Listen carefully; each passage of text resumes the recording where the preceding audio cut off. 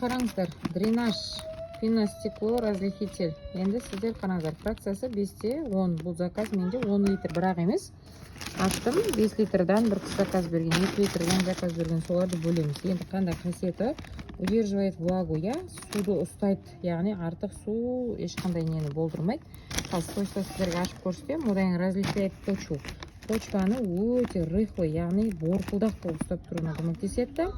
Аэризация, дренаж дегеніміз дренаж ретінде қолданады, және де су мен ауаны өте өткізгіш күшті қабілеті бар.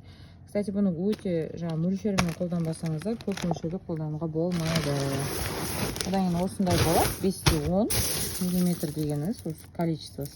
Өте ұмсақ түрде және крупный түрде кездеседі. Міне қолыңызға специально гүлдерге арналғанын алсаңыз, мынандай үгітілмейді. Ал енді строительный алатын болсаңыз, бұл үгітіледі. Еще бұл топыраққа бөлінеді химический болып. Сондықтан гүлге арналған түрін алып